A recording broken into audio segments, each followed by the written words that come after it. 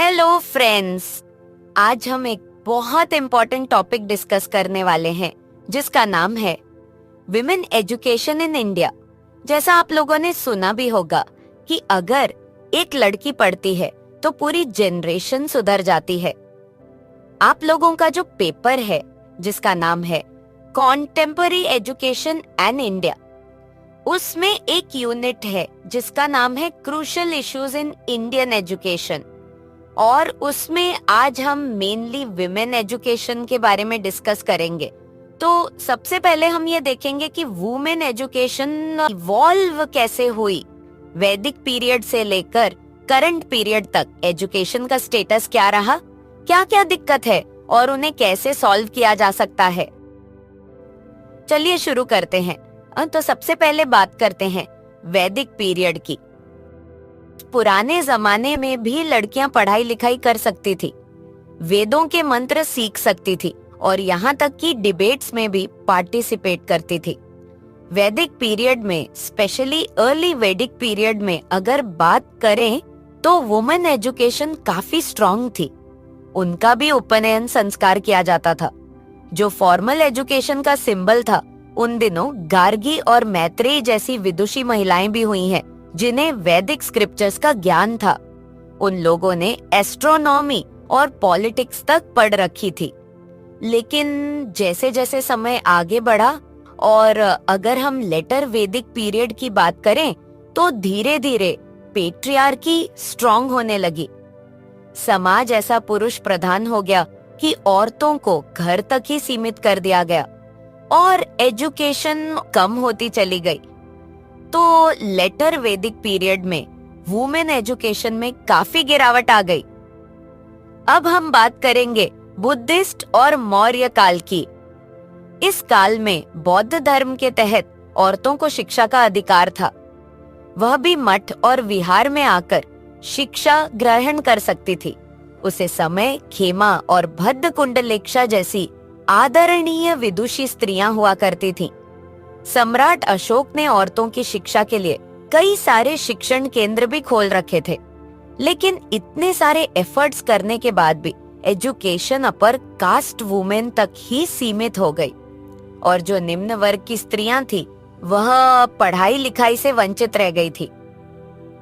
उसके बाद अगर हम गुप्त काल और अर्ली मिडिवल पीरियड की बात करें तो वुमेन एजुकेशन का स्टेटस और भी डिक्लाइन हो गया। उन्हें घर गृहस्थी तक ही सीमित कर दिया गया। औरतों के लिए जो उपनयन संस्कार होता था उसे भी बंद कर दिया गया, यानी अब उन्हें फॉर्मल एजुकेशन लेने का कोई भी अधिकार नहीं था। कुछ औरतें जो रॉयल और अपर क्लास फैमिलीज की थी वह प्राइवेट ट्यूटर से एजुकेशन ले सकती थी।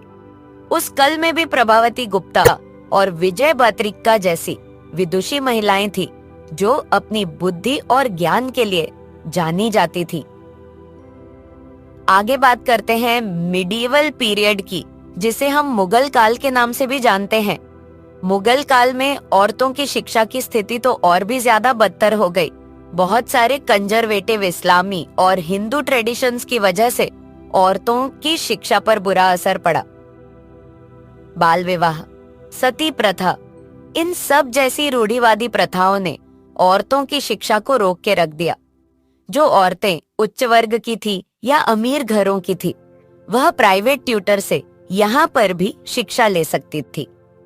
इतनी बाधाओं के बाद भी उस काल में कुछ विदुषी महिलाएं हुई हैं। जैसे आपने रजिया सुल्तान का नाम भी सुना होगा, जो दिल्ली सल्तनत की इकलौती फीमेल रूलर रही है। अपने लीडरशिप और इंटेलिजेंस के लिए वह बहुत फेमस थी। अपने नूरजहां का नाम भी सुना होगा, जो बहुत पढ़ी लिखी थी। पर इन एक्सेप्शंस को छोड़ दिया जाए तो फॉर्मल एजुकेशन औरतों के लिए उस वक्त एक तरीके से ना के बराबर ही थी। अब आते हैं ब्रिटिश रूल के दौरान। ब्रिटिश रूल के दौरान कुछ ऐसे रिफॉर्मर्स आगे आए जो नारी शिक्षा के लिए लड़ने लगे, जैसे राजा राममोहन राय, जिन्होंने सती प्रथा के खिलाफ आवाज उठाई और नारी शिक्षा को बहुत प्रमोट किया। निरचंद्र विद्यासागर का नाम भी सुना होगा, जिन्होंने लड़कियों के लिए कुछ विद्यालय भी खुलवाए थे। सावित्रीबाई फुले जो भारत की पहली महिला शिक्षिका थी, जिन्होंने लड़कियों को एजुकेट करने का काम किया। हमारे बापू यानी महात्मा गांधी जी ने भी वुमेन एजुकेशन को फ्रीडम स्ट्रगल का हिस्सा बनाया। लेकिन तब भी एक समस्या थी कि इतनी सारी रूढ़िवादी प्रथाएं बहुत पहले से प्रचलन में थी, जिनको अभी भी एकदम से खत्म करना बहुत मुश्किल हो रहा था। लगभग 8% महिलाएं ही थी जो उस टाइम में पढ़ लिख पाई। अब देखते हैं आजादी के बाद। आजादी के बाद यानी 1947 के बाद बदलाव की एक नई शुरुआत हुई। इंडिपेंडेंस के बाद एजुकेशन को हमारे कॉन्स्टिट्यूशन में एक फंडामेंटल राइट बना दिया गया। उसके बाद कई सारी नेशनल एजुकेशन पॉलिसीज भी आई, जैसे नेशनल एजुकेशन पॉलिसी 1986 और अब तो NEP 2020 भी आ चुकी है, जिसने वुमेन एजुकेशन पर काफी फोकस किया है। राइट टू एजुकेशन एक्ट यह 6 से 14 साल के बच्चों के लिए एजुकेशन को फ्री और कंपलसरी रखने की बात करता है। इसमें महिलाएं भी शामिल है। सरकार ने बेटी बचाओ बेटी पढ़ाओ अभियान भी चलाया था, जिसमें गर्ल एजुकेशन को प्रमोट करने के लिए बहुत प्रयास किए गए थे।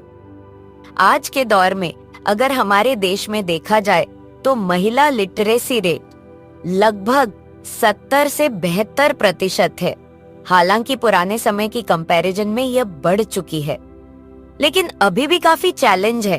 तो कौन कौन से चैलेंज है और कौन कौन सी बाधाएं हैं जो अभी भी महिला शिक्षा को कहीं ना कहीं रोक के रखती हैं? इन ऑब्स्टिकल्स को स्टडी करते हैं। तो सबसे पहला इशू जो है वह है पॉवर्टी एंड फाइनेंशियल इश्यूज।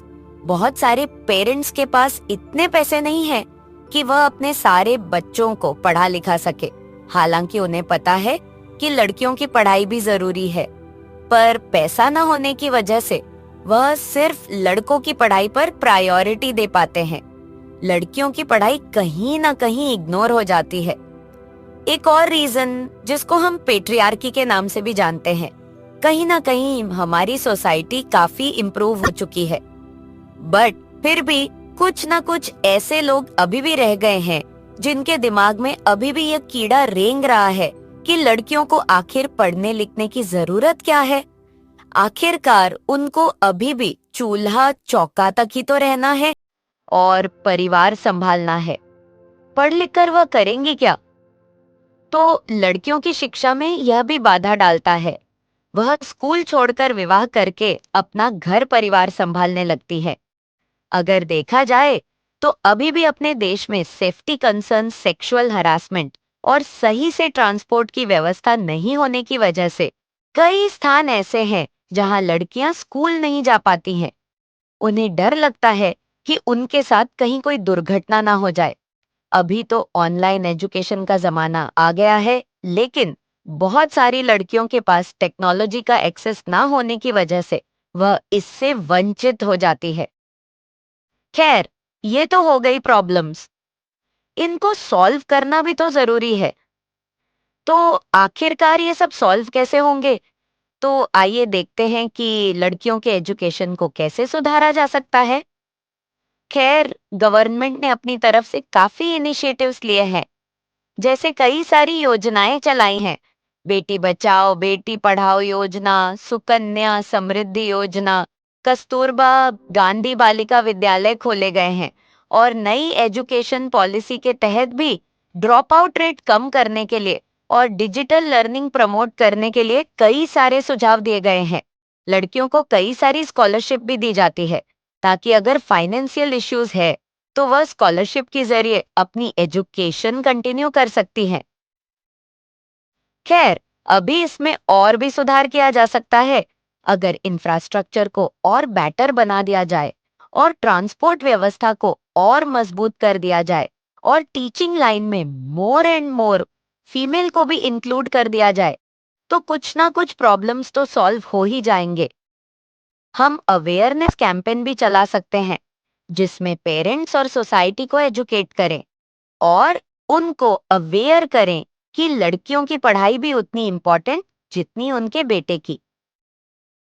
हम स्टेम एजुकेशन का प्रमोशन कर सकते हैं, यानी साइंस और टेक्नोलॉजी में लड़कियों के पार्टिसिपेशन को बढ़ाने के लिए स्पेशल प्रोग्राम्स चला सकते हैं, जिससे वह ज्यादा से ज्यादा इस फील्ड में अपनी भागीदारी सुनिश्चित कर लें। अगर हम सब मिलकर काम करें, तो इंडिया में हर लड़की पढ़ लिख सकती है। तो अगर हम लेक्चर को कंक्लूड करें, तो यह कह सकते हैं, अगर लड़कियों के एजुकेशन नहीं मिलेगा, तो पूरा सोसाइटी को सफर करना पड़ेगा। तो इसीलिए हमें मिलकर एजुकेशन को सपोर्ट करना होगा, क्योंकि कहा भी गया है, if you educate a man, you educate an individual, but if you educate a woman, you educated generation. तो दोस्तों, कैसा लगा आपको आज का लेक्चर? कमेंट करके जरूर बताइएगा। और अगर आपको पसंद आया हो, तो लाइक, शेयर एंड सब्सक्राइब करना मत भूलिएगा। मिलते हैं अगले लेक्चर में।